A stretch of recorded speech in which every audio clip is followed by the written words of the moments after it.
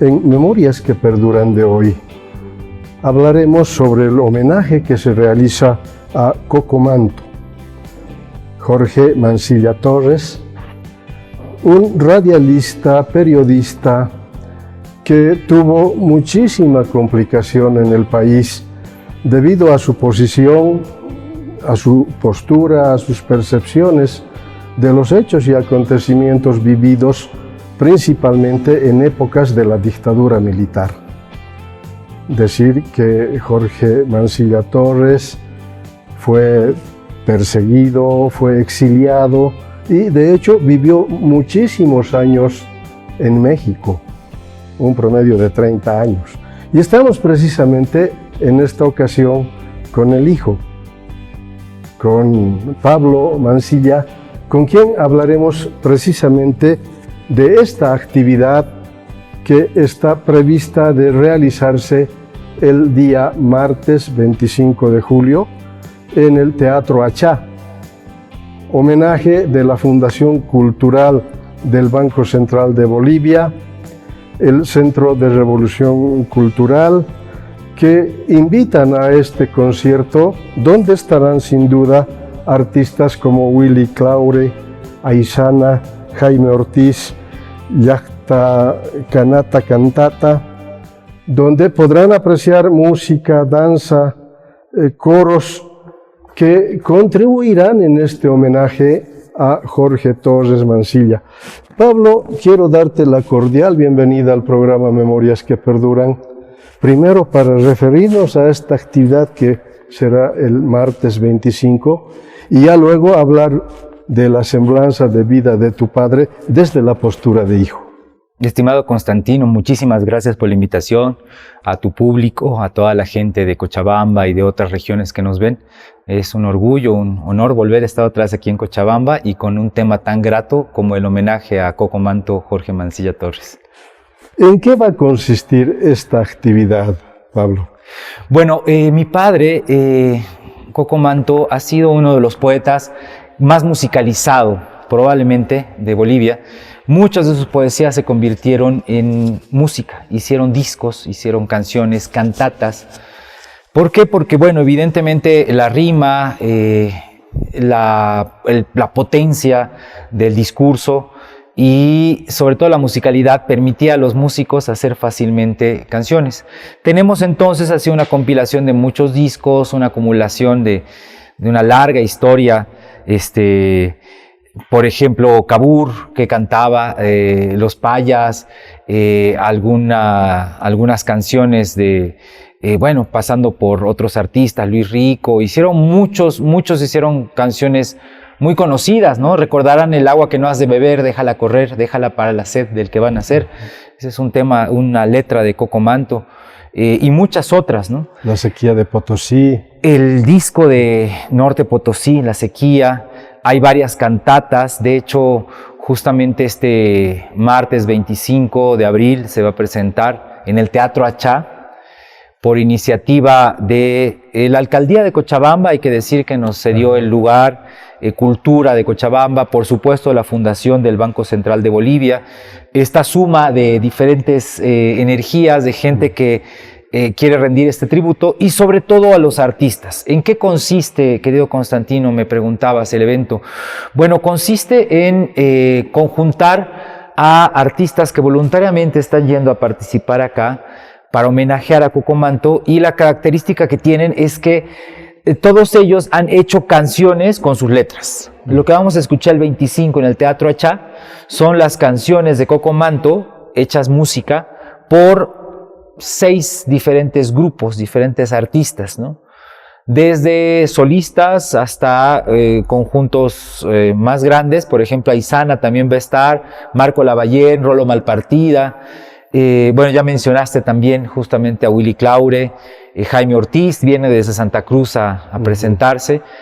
Y bueno, también se va a presentar algo muy especial que va a ser la Llacta Canata Cantata. La Llacta Canata Cantata es una cantata que hicieron sobre la historia de Cochabamba. Es una obra completa, una cantata, donde hay como bien lo dijiste, música, hay coros y hay un ballet que se va a presentar en el Teatro Hacha, que se van a vestir, van a tener sus vestimentas de la época de la independencia, de la época colonial, parte de la República, y es un recorrido por la historia de Cochabamba hecha en varias canciones. Es una obra magnífica que desgraciadamente Coco Manto no pudo escuchar. Escuchó el disco por un lado, alguna vez se presentó el ballet con ese disco, ¿no? Ahora estamos conjuntando ambas cosas. Yo vi eso hace 2 años más o menos en la Casona, al Mayorazgo, y me quedé sin palabras, ¿no? La gente, éramos pocos los que estábamos ahí porque el espacio no era tan grande, pero era magnífico el evento. Entonces ahora lo vamos a hacer en el teatro con las condiciones adecuadas y va a valer muchísimo la pena todo lo que va a pasar el martes 25. Y será gratuito. Claro, es de entrada gratuita, por supuesto. Queremos que llenar el teatro, que vayan todos. También vamos a tener una parte intermedia, va a estar Zulma Yugar, nos va a acompañar también para dirigir unas palabras, la querida Estela Rivera, que también es parte de la organización de todo esto. Vamos a pasar videos inéditos, música. Este es el primer homenaje que se hace después de su muerte. Hay que recordar que Jorge Mancilla Torres Coco Manto murió ya hace poco más de un año, un 24 de enero del 2021, del 2022, disculpen, del año pasado. Y bueno, no habíamos tenido posibilidad de hacerle este homenaje, ¿no? Al cabo de años se había pensado hacer uno, pero no hubo condiciones en enero, y fue que felizmente lo pospusimos para este abril, y ahora estamos con todo para hacerlo. Pablo, decías que abril es muy significativo para la familia. Sí, por supuesto. El 23 de abril nació Coco Manto, 23 de abril de 1940. Mi hermana Marta Beatriz también nació un 25 de abril. Y mi sobrino también es de abril, 4 de abril. Entonces, claro, abril es un mes muy particular, muy especial para la familia. Hemos decidido estas fechas justamente con ese simbolismo. Y queremos rendirle pues este homenaje honesto. Es una gestión básicamente de los amigos, es familiar. No se necesitan grandes instituciones, grandes iniciativas como para poder rendir homenaje a la gente querida, ¿no? Hablemos de tu padre. ¿Qué recuerdos tienes de tu papá, de Coco Manto? Yo creo que mi primer recuerdo es verlo escribir poesía en Lima, cuando estábamos exiliados. Yo era muy pequeño y recuerdo que él en un cuarto escribía poesía, pero la recitaba, la declamaba. Y al momento de declamarla es cuando se le ocurrían las ideas, pues, y encontraba las rimas, ¿no? Y manoteaba al aire y escribía, ¿no? Era su forma de trabajar su poesía, ¿no? Ya, digamos, poniéndola en vivo, representándola, ¿no?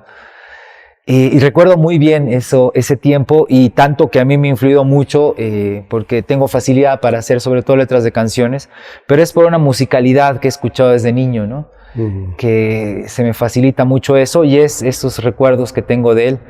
Por supuesto que una persona de mucho empuje, una persona que vino desde abajo, salió del pueblo y nunca salió de él, pues, o sea, es decir, salió un día de Yayagua, de Uncía, de los centros mineros, pero siempre se quedó pensando en su patria, ¿no? Yo creo que ha debido ser uno de los bolivianos más enamorados de Bolivia. A pesar de haber vivido en muchos países, siempre estaba viendo la bandera boliviana en todo lado, ¿no? O sea, su pensamiento de Bolivia estaba todo el tiempo. Y no solo el pensamiento, pues él como periodista, jefe de corresponsales extranjeros en México, por supuesto que estaba al día de todas las noticias que sucedían acá. Era un embajador simbólico de Bolivia, porque todo boliviano que llegaba a México pasaba por la casa, siempre era referencia a Coco Manto, en tiempos donde no había internet ni globalización, y la gente llegaba con una cartita de alguien y mi papá los orientaba, los llevaba, mi papá y mi mamá, ¿no? En realidad, ahí Marta es muy importante también en esto. Entonces, siempre esta persona solidaria, pero con una vida muy difícil, ¿no? Como bien decías, golpeada justo por las dictaduras, un luchador social, porque es una persona multifacética, ¿no? Como los de su generación. Era rebelista, periodista, humorista, poeta, obviamente tenía como esta doble faceta de la vida política y de la vida artística. No es que un artista politizado o un político artista. Todo eso conformaba parte de su esencia y lo reflejaba justamente en cosas multidisciplinarias. Por ejemplo, sus últimos años de escritura, si pueden revisar la prensa, él hacía prosa poética, hacía noticias periodísticas, pero rimadas y con métrica, prosa poética. Y uno lee y es lineal, ¿no? Pero si tú uno lo desglosa, se da cuenta que es un soneto, que es un verso, que es una décima, ¿no? ¿Por qué? Porque tenía el dominio de que haber hecho poesía toda su vida y conjuntó la poesía con la política, con el periodismo, ¿no? Pablo, en tu caso, has tenido que vivir, por cierto, en diferentes países por razones de la dictadura militar. Sí, ¿Qué percepciones tienes tú de ese transcurso del tiempo? Ha sido una construcción muy particular la de mi familia porque por la circunstancia de salir 2 veces al exilio y sobre todo de comprometerse con un proyecto de izquierda que no tiene fronteras en un momento dado, la lucha social. Siempre hubo una construcción de Bolivia en el lugar donde estuviéramos, ¿no? Mi papá decía que llevaba el país a cuestas, siempre lo llevaba en la espalda. Entonces en mi casa se escuchaba música boliviana, se comía música boliviana, se aprendía folclore, baile, danza, historia, al grado que cuando yo llegaba de viaje aquí justo a Cochabamba, y me reunía con mis primos, yo era el que sabía bailar caporales, yo era el que tocaba zampoña viviendo afuera, ¿no? Mi papá tiene una frase muy linda con esas breverías que hacía famosas, decía, conozca Bolivia, viaje al extranjero. Y es que sí, es cierto, cuando uno viaja es cuando realmente valora, añora. Desde afuera se añora la patria. Se da cuenta de lo que tiene y empieza a recordar y a aprender y bueno, claro, vuelve con ese enamoramiento. Es muy difícil, ¿no? No hay que idealizar tampoco el hecho de vivir afuera y de volver. Nos costó muchísimo volver a nosotros, ¿no? Fue muy difícil, siempre pensamos en Bolivia, por supuesto que tenemos la doble vida con México sobre todo y también con Perú. Sin embargo, claro, el regreso era obvio, era inevitable, nadie construyó afuera nada, sino volvimos, ni siquiera nos nacionalizamos, por ejemplo, nadie en mi familia es nacionalizada mexicana, ¿no? A pesar de haber vivido 30 años allá, ¿no? Siempre fuimos bolivianos, ¿no? Y nos conservamos así y finalmente volvimos, gratamente volvimos ahora ya a vivir, a trabajar aquí en nuestro país, ¿no? Donde nos corresponde. A propósito de México, ¿qué tal para ti el haber vivido 30 años en México y añorando el país? Sí, ya lo que comentaba, ¿no? Hay 2 formas de hacerlo. Muchos bolivianos compatriotas, pues claro, se quedaron allá y se dedicaron a México, ¿no? En nuestro caso, la construcción fue diferente. Y bueno, yo me considero Bolmex, ¿no? Tengo esa doble faceta. Puedo perfectamente hablar con mexicanos y con bolivianos. Y es una ventaja en un momento dado, y de hecho mi trabajo profesional, yo soy arquitecto, está ligado a ambos países. Tengo proyectos en México y proyectos aquí en Bolivia, y llevo cosas de Bolivia a México, de tecnologías, de ecotecnología, y también traigo de México tecnologías, ¿no? Es un puente de 2 pueblos además que son hermanos.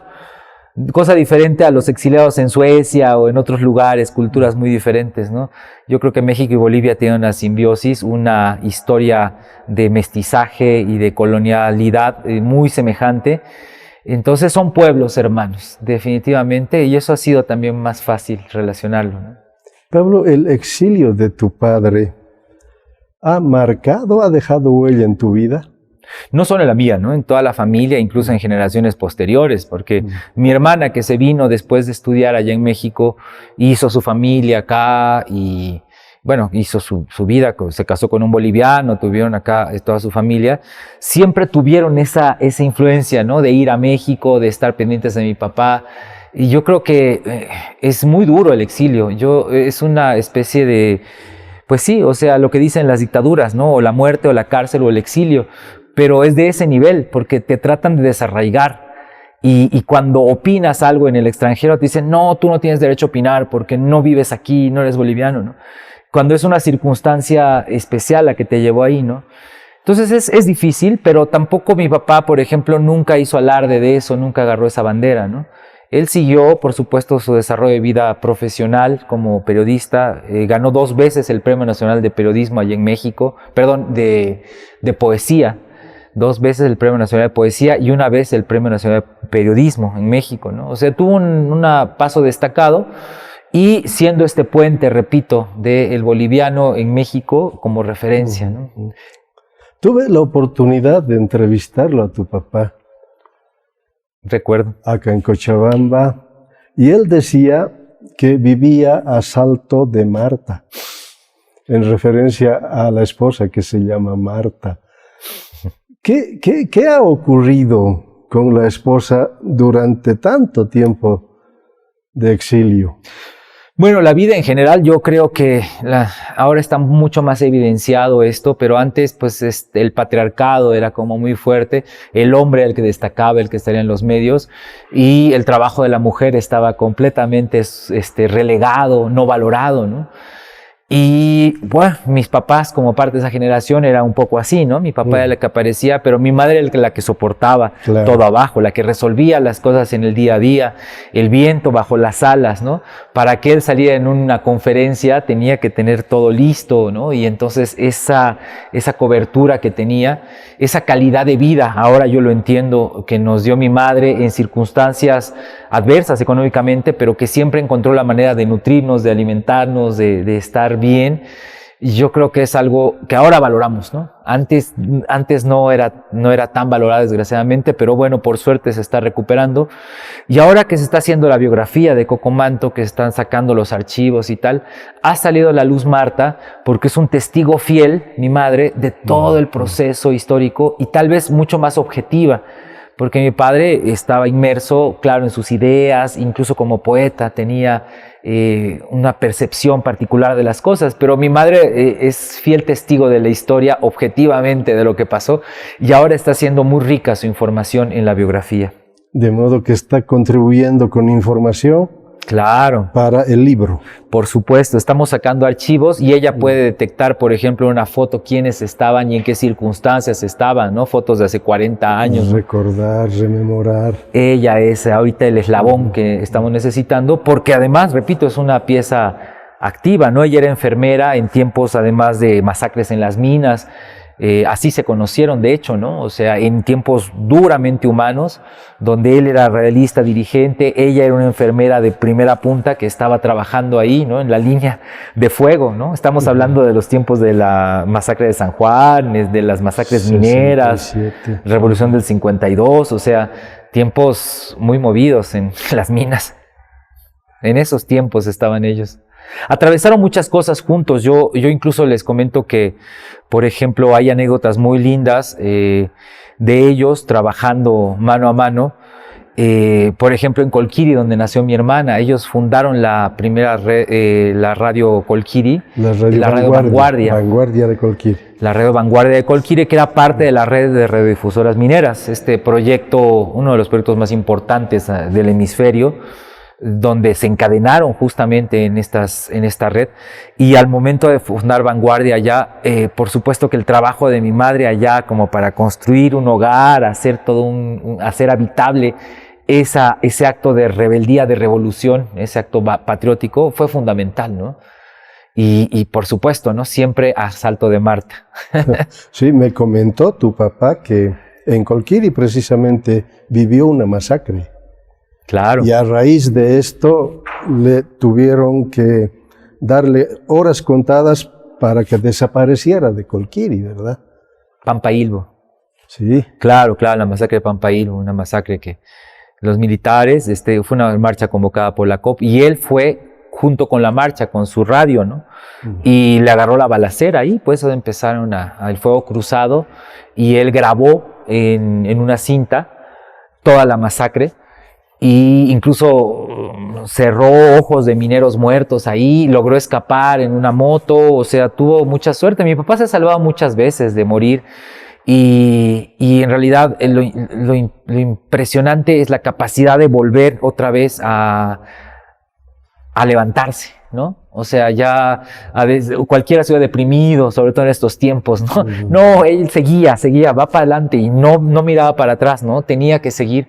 Y en Pampa Ilbo el gran aporte que tuvo es que esa misma noche que llegó al primer poblado, logró pasar por la red de refugiadoras mineras la masacre y desmintió el cerco mentiroso que se había formado en ese tiempo, de que decían que se han enfrentado entre ellos y estas cosas que siempre la derecha utiliza, ¿no? Entonces, claro, tenía el documento, ¿no? Por estar ahí presente como periodista, como político, como radialista, ¿no? Estas facetas. Interesante también la muerte, bueno, no la muerte, el libro de la muerte de Mauricio Lefebvre en la dictadura de Banzer, precisamente. El libro, de hecho, no lleva el nombre de Cocomanto. Parecería que es un libro anónimo. Lo mismo en el caso de la masacre del Valle, la masacre de Tolata. Sí, bueno, este libro de Arriesgar el Pellejo es importante porque, claro, en ese momento estaban clandestinos. Mi padre conoce a Mauricio Lefebvre cuando él llega como misionero a combatir el comunismo y el alcoholismo en las minas, pero poco a poco toma conciencia social porque se da cuenta que en realidad las condiciones de pobreza son las que provocan esta necesidad de la rebelión social. Entonces toma conciencia y se vuelve un sacerdote de izquierda, un cura de izquierda, y bueno, deja incluso el sacerdocio y tiene toda una historia que habría que valorar muchísimo, ¿no? Mauricio Lefebvre. Y mi padre retoma esto con Arriesgar el Pellejo, que fue producto de una serie de informaciones que le filtraron más el conocimiento que él tenía personal de la vida de Mauricio, cuando era niño y joven que lo conoció. Y es por esa razón que no sale con su nombre, pero después sí se publica y es evidentemente él. Hubo todo un debate con Dardichón ahí, porque parece que los jesuitas sacaron este libro con autoría de Dardichón justamente, pero no era cierto, ¿no? Era en realidad de Cocomanto, siempre fue. Y es importante ahora, a la luz del tiempo, reconocer este tipo de esfuerzos tan importantes, y que está ligado a este homenaje también, querido Constantino, porque realmente somos un pueblo que olvidamos mucho a las personas. Es fácil, ¿no? Que desaparecen y hasta a veces a algunos les da gusto porque dicen, ya no me va a hacer sombra, ya yo voy a hacer. Y es terrible. Hay que reconocer, y este esfuerzo de Arriesgar el Pellejo, que es una frase además que retoma de una reflexión que hace justamente Mauricio Lefebvre, cuando manda una carta a Canadá, a sus jefes, y sus jefes, la jerarquía eclesiástica, está criticándole sus posturas respecto a la guerrilla del Che y todo, ¿no? Y él les dice algo muy sabio, les dice, sí, este tipo es tal, ¿no? Es un terrorista, es un invasor, no sé qué, pero hay muy poca gente que arriesga el pellejo por el pueblo. Y yo por eso estoy hablando de él, porque hay muy poca gente que arriesga el pellejo, dijo. Y Mauricio Lefebvre arriesgó el pellejo, y Cocomanto también arriesgó el pellejo, ¿no?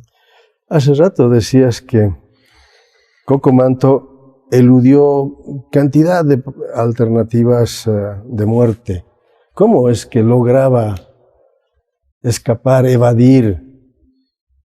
A mí me parece que es la circunstancia de vida de las minas, ¿no? O sea, estamos hablando de un lugar muy triste. Mi papá tiene su poesía Canto al Árbol, cuando es la primera vez que ve un árbol, y es a los 9 años. O sea, en las minas no, es un ambiente muy triste de masacre, gris, de mina. Entonces, él, como reacciona a ese ambiente gris, se vuelve humorista, se vuelve cómico, pero no es un payaso. Él en realidad es un trabajo de sarcasmo, es un trabajo de ironía, de un humor muy fino, muy elevado, que llegó a depurar muchísimo, ¿no?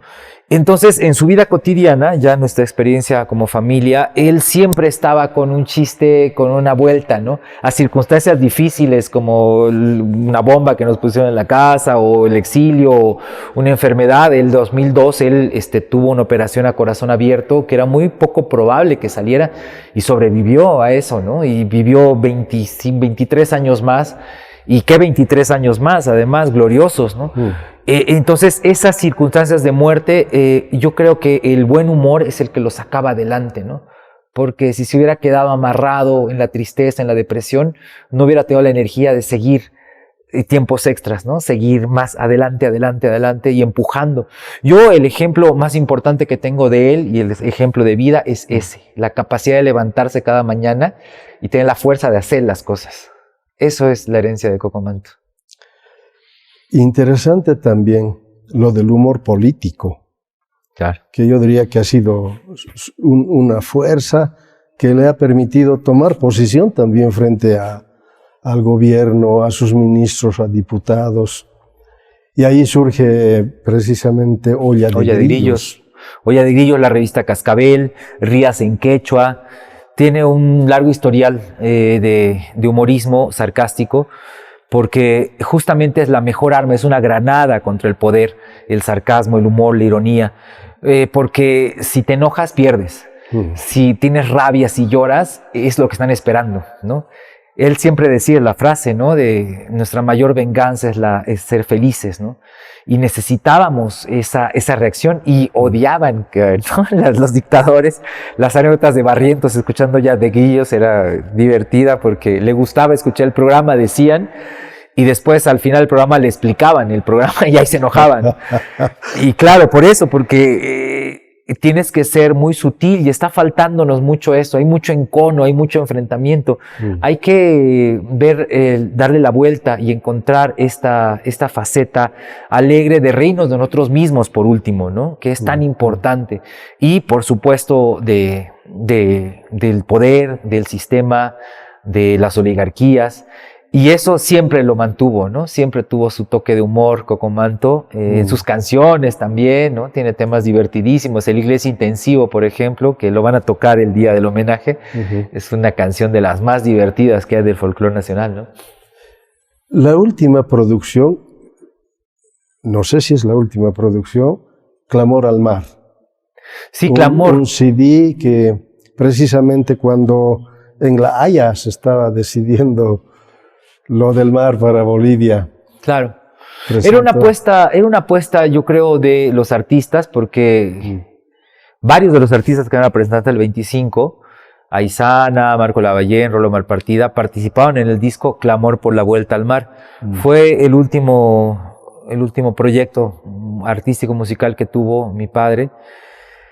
Y claro, era como la simbolización, era como darle mística a algo que se pierde en los papeles, ¿no?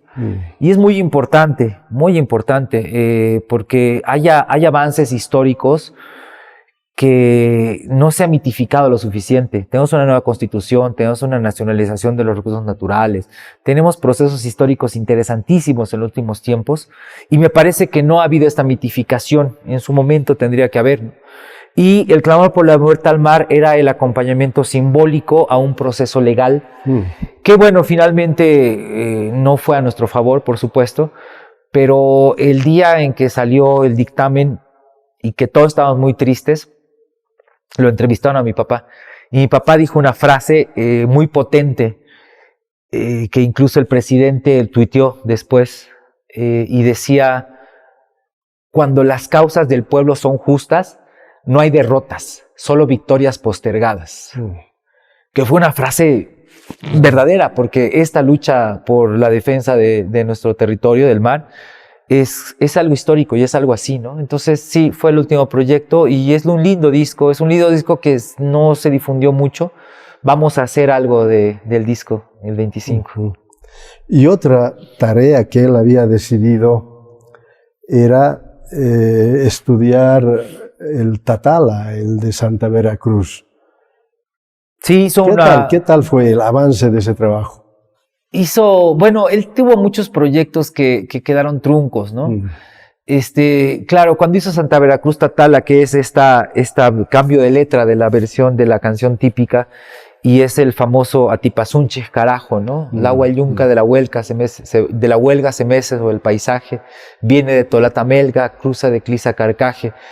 Y es esta famosa canción que canta mucho en las marchas, ¿no? Es una de las canciones populares más importantes. Él se interesó mucho por esta investigación y tenía sus apuntes, ¿no? Tenía mucha expectativa de venir a Bolivia y trabajar en su pueblo. Desgraciadamente, bueno, estuvo prácticamente un año, un poco más, hizo este disco, hizo otras cosas, después enfermó, estuvo 3 años convaleciente, fue un periodo muy difícil, y en realidad lo que quedó pendiente fue un libro, que era el Patriamama, o bueno, un libro de poesía, que es el Patriamama, un libro de cuento, hermoso, que era sobre sus memorias, sobre su pueblo, que estaba a un 60%. Él que estaba trabajando en los últimos tiempos antes de enfermarse, estaba trabajando en el libro.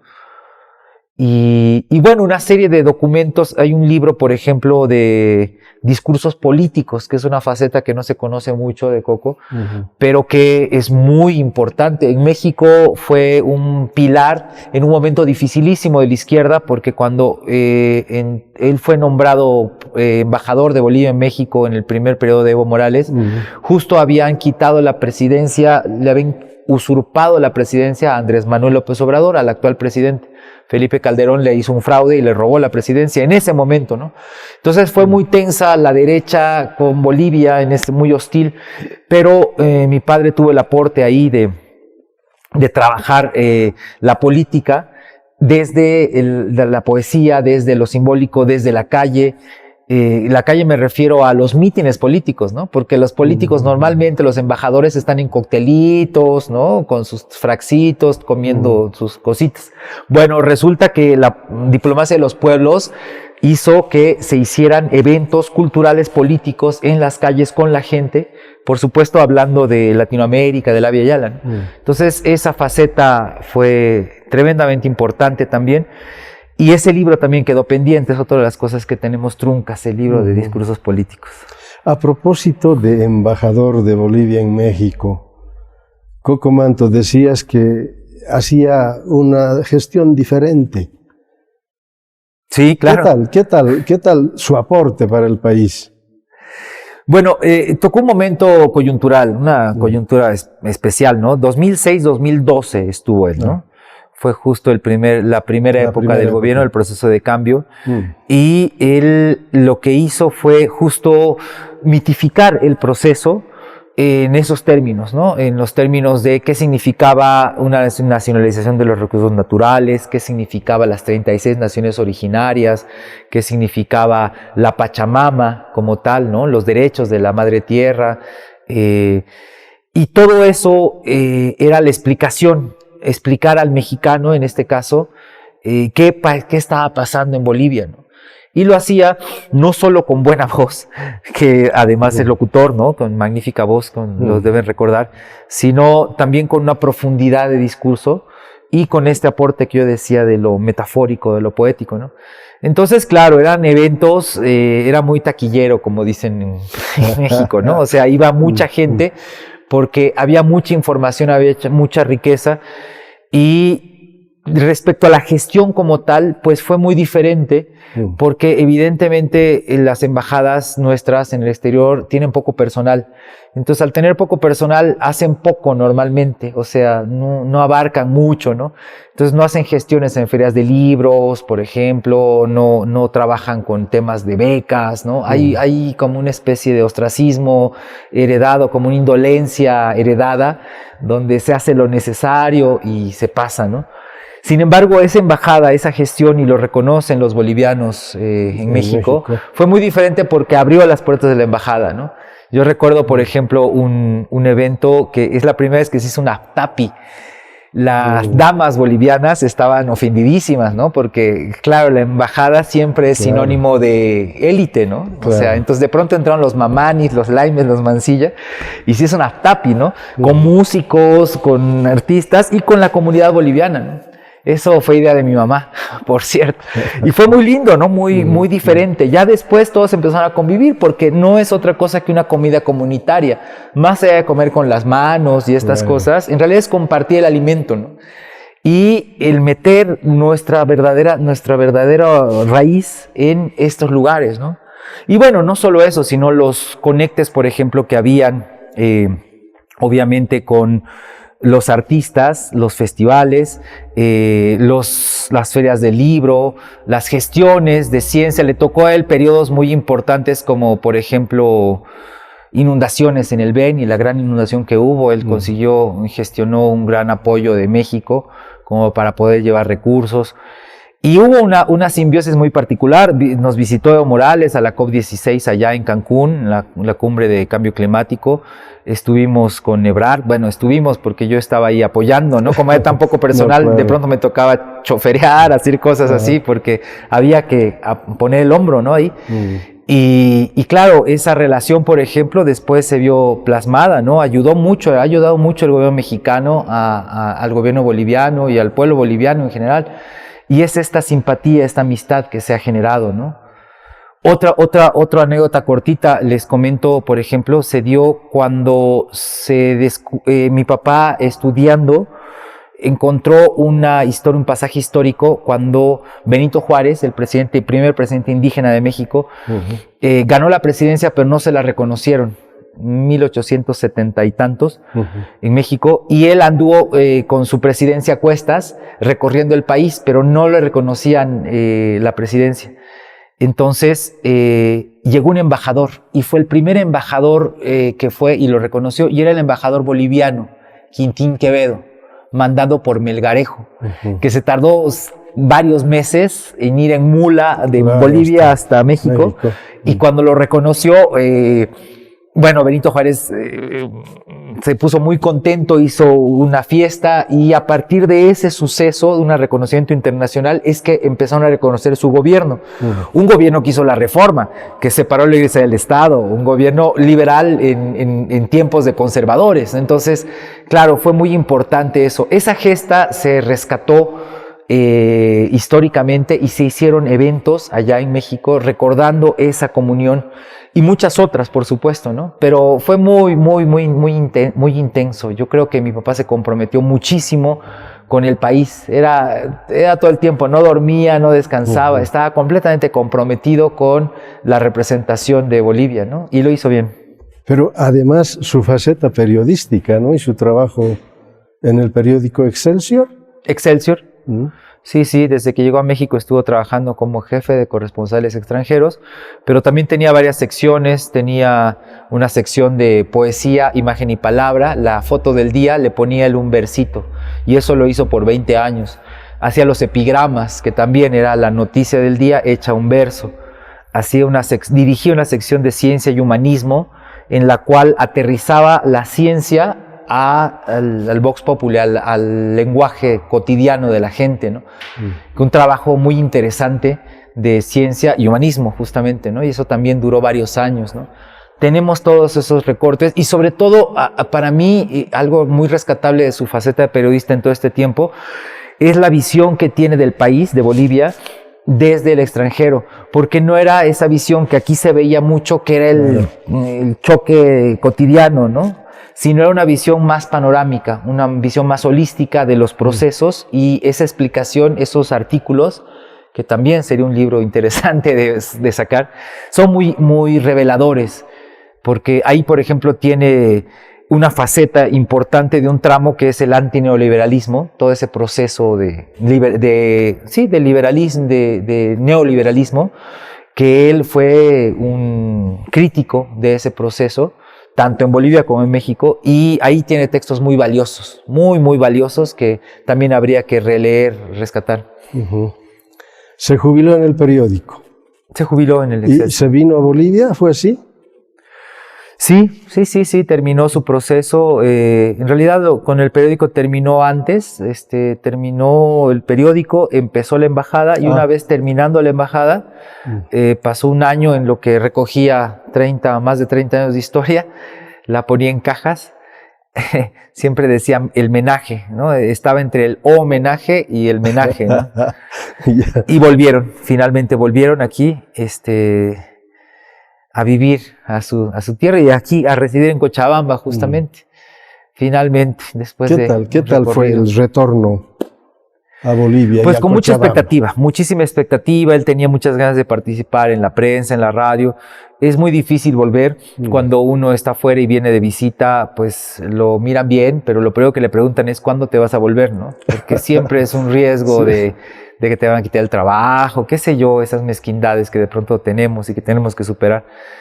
Pero ya que llegó, pues fue muy difícil, ¿no? Encontrar espacios, ¿no? O sea, que tuviera una cobertura, porque además mi padre nunca fue un tirazacos, ni que tuviera palancas, contactos, Claro. ni que se las diera así de influencias, ¿no? O sea, a él le llamaban, ¿no? Y él nunca pedía, ¿no?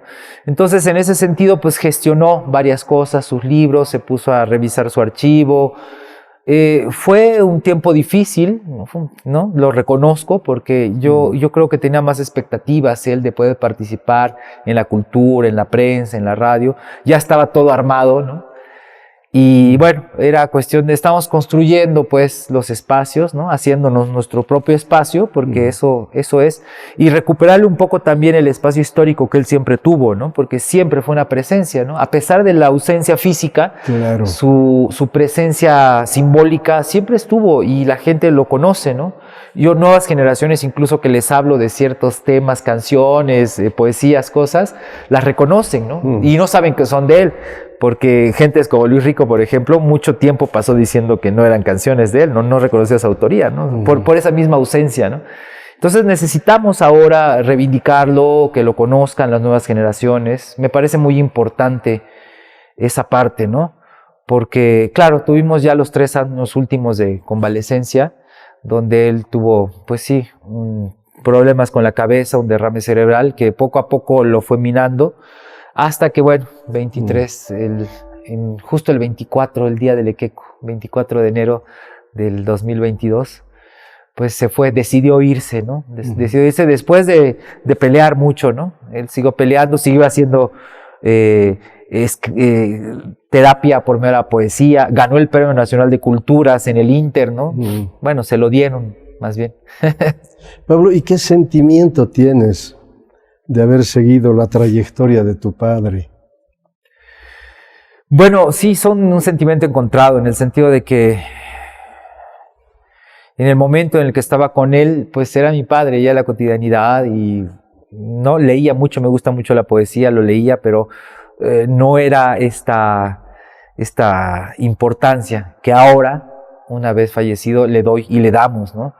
Realmente hubiéramos querido hacer muchísimas más cosas, pero no nos podemos quedar ahí, ¿no? Parte del homenaje, parte del libro que se está haciendo biográfico, parte de organizar, escanear todo el archivo, organizarlo, va a ser como el reivindicar su historia, ¿no? Porque yo creo que las lecciones que nos ha dejado mi padre todavía no han salido a la luz. Yo me acuerdo mucho de él, ¿no? Y todo el tiempo me está viniendo sus frases, sus historias, sus aprendizajes humanos, pero creo que es muy cercano todavía el momento y no se ha podido digerir todo lo que ha pasado. En la entrevista me decías que tú eres arquitecto. Correcto. Algo de comunicador hay en ti. ¿Algo de lo que hacía tu papá? Sí, bueno, he hecho programas de videos, he hecho programas en televisión, ¿no? He sido productor, pero no me he dedicado a eso. En realidad era como ámbitos que yo respetaba mucho de mi padre, a pesar de escribir canciones, escribo poesía también, pero como que era muy fuerte la imagen, ¿no? Y ser la sombra de un personaje así. Y bueno, la arquitectura es música congelada también, entonces hago música, hago arquitectura, ¿no? Pero sí me interesa muchísimo la comunicación, ¿no? De hecho, voy a participar también en el evento, comunicando, hablando, ¿no? Porque tengo la experiencia de todos los que van a participar ahí. Los conozco las historias de cómo se relacionan con la vida de mi padre. Entonces es muy interesante. A mí me gusta mucho la comunicación y me parece que es responsabilidad de la familia ahora poder comunicar de la mejor manera la herencia de Coco Manto. De aquí para adelante, entonces, hay que reivindicar el aporte, el trabajo que ha desarrollado tu papá a lo largo de toda su vida. Correcto, hacer conocer a nuevas generaciones, ser imaginativos para darnos cuenta de qué manera vamos a poder vertirlo al lenguaje de las nuevas generaciones, que las anteriores generaciones también lo recuerden, ¿no? se valore, ¿no? Se entienda. Yo creo que va a tardar en decantar porque es una persona muy profunda por esa complejidad que decía de multidisciplina.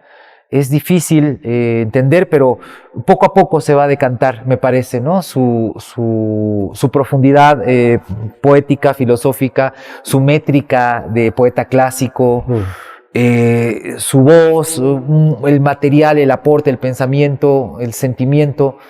Vamos a irlo mostrando además, pero tenemos mucho material inédito.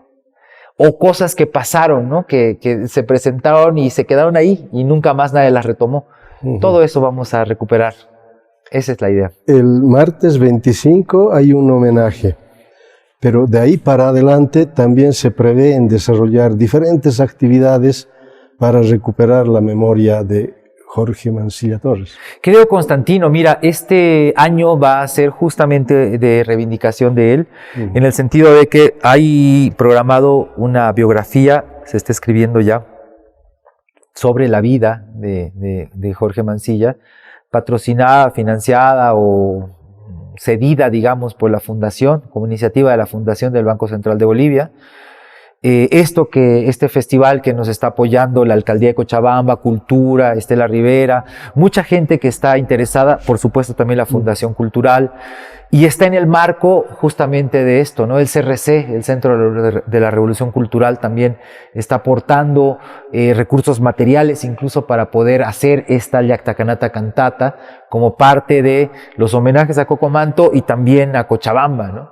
Entonces sí, este año está pensado varias actividades, por lo menos estas dos, y yo espero que hacia fin de año podamos tener algún encuentro poético, alguna cosa sobre lo más importante que para mí es la herencia de Cocomanto, que es su poesía.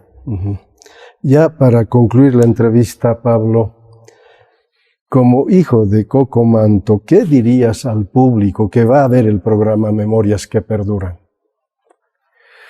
Bueno, me parece fundamental que puedan hablar con sus viejos, hablar con sus padres, con sus abuelos. Se está yendo la última generación analógica, ya viene la generación virtual. Y es muy importante porque este viejo que está en ese rinconcito ahí calladito, tiene la información incorporada, ¿no? Y hay que sacarla porque después uno se siente muy triste cuando se van y dice, ¿por qué no le dije? ¿Por qué no le hablé? ¿No? Y para mí la gran importancia que tiene la memoria particularmente es esa, o sea, la posibilidad de incorporar ese conocimiento. No lo apunten, no lo graben, porque si lo graban lo van a dejar ahí y no lo van a volver a ver. Escúchenlo, sin mayores pretensiones. Esa es para mí la memoria que perdura. Muchas gracias, Constantino, Pablo, por todo. Ha sido un gusto. Tu despedida del público que verá el programa Memorias que Perduran. Pues muchas gracias por este tiempo de recordar, de añorar, de emocionarse. A mí me emocionan hasta las lágrimas y espero que sigan pendientes con los nuevos programas que hace Constantino, el equipo y toda esta gente de Memorias que Perduran. Muchas gracias.